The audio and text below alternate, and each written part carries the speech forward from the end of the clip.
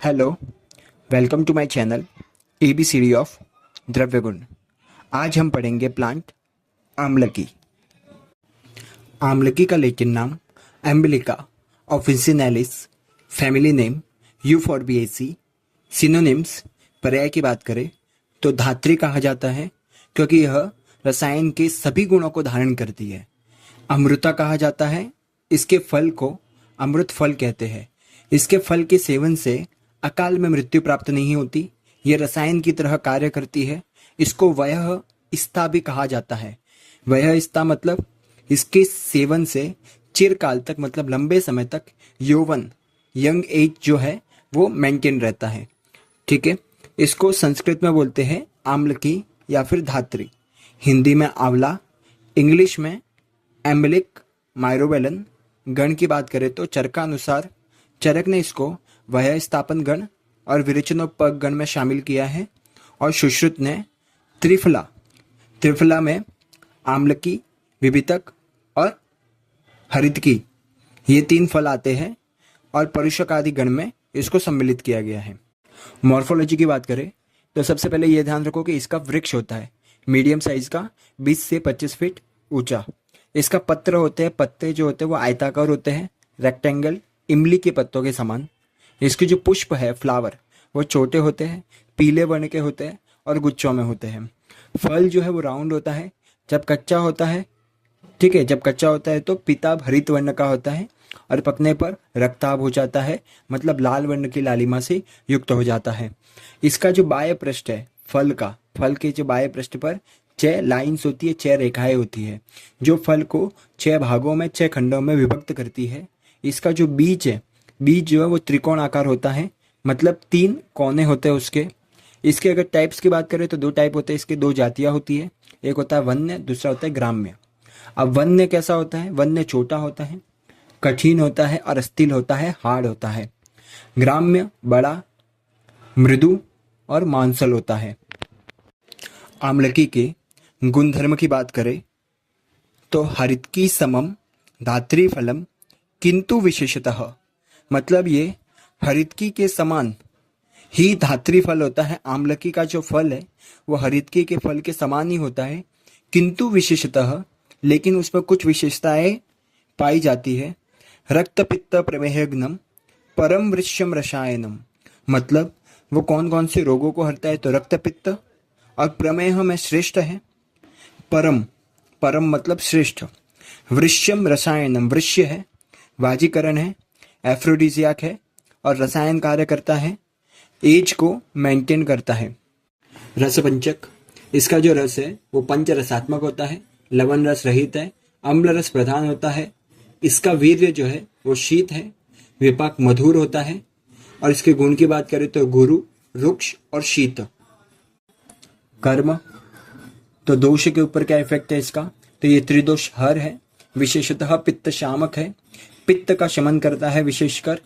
धातु, तो सभी धातुओं का वर्धन करता है, रसायन है। मल, इसका जो आर्द्र फल होता है वह मूत्रल होता है, और इसका जो शुष्क फल है वह ग्राही कर्म करता है। स्त्रोतस के ऊपर क्या इफेक्ट है इसका? तो स्त्रोत विशोधन करता है, स्त्रोतसों का शोधन करता है, भेदन कर्म करता है, अनुलोमन करता है, स्तंशन करता है। ठीक है, फिर रोगग्नता, कौन कौन से रोगों को हरता है? तो जैसे ही हमने गुण धर्म में देखा, रक्त पित्त, ज्वर और प्रमेह, इन सभी रोगों को नाश करता है। इसका प्रयोज्य अंग है फल। मात्रा की अगर बात करें डोज की, तो स्वरस कितना लेना चाहिए? 10 से 20 ml, और चूर्ण अगर लेना है तो 3 to 6 ग्राम। विशिष्ट योग की बात करें तो च्यवनप्राश, ब्राह्म्य रसायन, धात्री लौह, धात्री रसायन। आमयिक प्रयोग, आम्लकी स्वरस में घी का चोखा देकर पीने से ज्वर रोग नष्ट हो जाता है। दधी के ऊपर की मलाई को आम्लकी स्वरस में मिलाकर के सेवन करने से रक्त स्रावी अर्श में आराम मिलता है। आम्लकी स्वरस को मधु के साथ सेवन करने पर रक्त पित्त रोग नष्ट हो जाता है।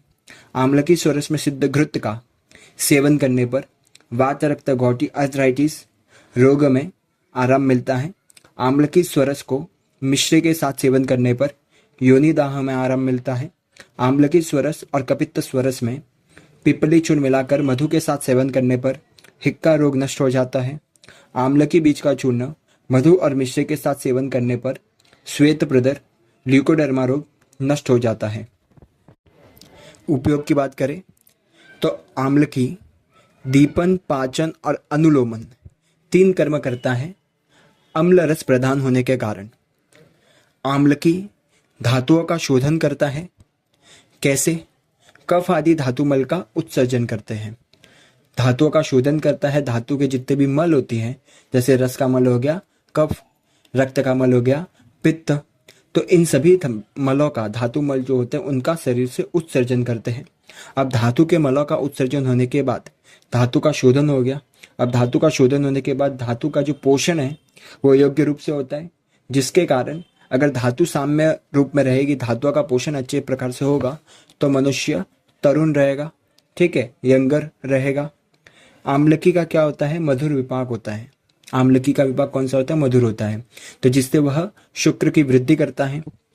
धात्री रसायन जो विशिष्ट कल्प है आमलकी का, वह प्रजा स्थापन करता है, वृश्यकारक होता है और रसायन का काम करता है।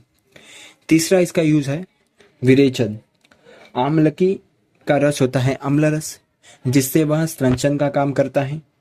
अगर इसका अति मात्रा में सेवन कर दिया तो यह विरेचन करता है, मतलब शरीर का जितना भी क्लेद होता है उसका पचन करता है और उसको बस्ती मार्ग से बाहर निकाल देता है। ज्वर, इसका शीत वीर्य है, पित्त शामक होता है और ज्वर नाशक है। रक्त पित्तम प्रमेहग्नम परम वृश्यम रसायनम, ज्वर नाशक होता है यह, ठीक है। तो पित्त ज्वर में विशेषकर पित्त ज्वर, वात पित्त ज्वर, सन्निपात ज्वर, इसमें धात्री का, आमलकी का क्वाथ मधु और शर्करा के साथ लेने पर ज्वर नष्ट हो जाता है। विषम ज्वर जो होता है, अन्य दूषक ज्वर, चतुर्थक ज्वर, विषम ज्वर में धात्री क्वाथ का सेवन करने पर विषम ज्वर नष्ट हो जाता है। अगर जीर्ण ज्वर है, जीर्ण ज्वर में धातृ सिद्ध घृत का सेवन करने पर जीर्ण ज्वर नष्ट हो जाता है। अब जीर्ण ज्वर कब होता है? जब देह की धातु का क्षय होता है। देह धातु क्षय होने से जीर्ण ज्वर होता है, लेकिन धातृ सिद्ध घृत क्या करता है? देह धातु का बल बढ़ाता है, देह धातु का पोषण करता है, धातुओं का पोषण अच्छी तरह से करता है। धातु पोषण ही अच्छी तरह से हो गया, धातु ही अपने साम्य स्वरूप में आ गई, तो जीर्ण ज्वर नष्ट हो जाता है। नेक्स्ट है रक्त पित्त। अब आमलकी का रस होता है अम्ल, और अम्ल रस से तो पित्त बढ़ना चाहिए, लेकिन आमलकी इसका एक्सेप्शन है। आमलकी से पित्त बढ़ता नहीं है, यह पित्त शामक है। अब जो आमलकी का स्वरस है, धात्री स्वरस है, उसका वीर्य होता है शीत। अब शीत वीर्य होने से आमलकी रक्तगत पित्त जो होता है, रक्तगत पित्त के उष्ण और तीक्ष्ण गुण का शमन करता है, ठीक है। रक्त पित्त का शमन करके वह रक्त प्रसादन कर्म करता है और रक्त दूषित विकारों में उपयोग होता है। कषाय रस होता है उसका, कषाय रस से स्तंभन कर्म करता है और स्तंभन कर्म करने से रक्त पित्त में उपयोगी है। अब रक्त पित्त 2 टाइप का है, ऊर्ध्वग रक्त पित्त और अधोग रक्त पित्त। अब ऊर्ध्वग रक्त पित्त में क्या करता है? ये अनुलोमन कर्म करता है। अनुलोमन करता है मतलब अधोमार्ग से पित्त का शोधन कर देता है, अधोमार्ग से पित्त को बाहर निकाल देता है, ठीक है। और अधोग रक्त पित्त में क्या करता है? ये इसका विपाक है मधुर। मधुर विपाक से ये क्या करता है? पित्त और वात का शमन करता है, इसलिए रक्त पित्त में हितकर है। प्रमेह व्याधि, प्रमेह व्याधि में धात्री जो है आमलकी, आमलकी का गुण होता है रुक्ष और कषाय गुण, तो शरीर का जितना भी क्लेद होता है उसका शोषण कर देता है, इसलिए यह सर्वमेह, सभी प्रकार के प्रमेहों में उपयोगी होता है। बाह्य प्रयोग तो धात्री कल्क एवं तीर का, धात्री कल्क एवं तिल का शीर युक्त लेप, जहाँ पे भी कुष्ठ हुआ है वहाँ पर लगाने पर आराम देता है। धात्री का शीर के साथ लेप करने पर पित्त शीरशूल नष्ट हो जाता है। धात्री क्वाथ व्रणों का शोधन एवं रोपण करता है। इसका केमिकल कंपोजिशन है ascorbic acid, tannins, vitamin C और फाइलेम्बिन। फार्माकोलॉजिकल एक्टिविटी, ये माइल्ड CNS डिप्रेसेंट है, हाइपोलिपिडेमिक है, इम्यूनो मॉड्यूलेटरी एक्शन है इसका, हाइपोग्लाइसेमिक है, एंटी बैक्टीरियल है, एंटीऑक्सीडेंट है। इसका जो फ्रूट होता है, इसका फल, उसको हम यूज़ करते हैं हेयर ऑयल और शैम्पू बनाने में।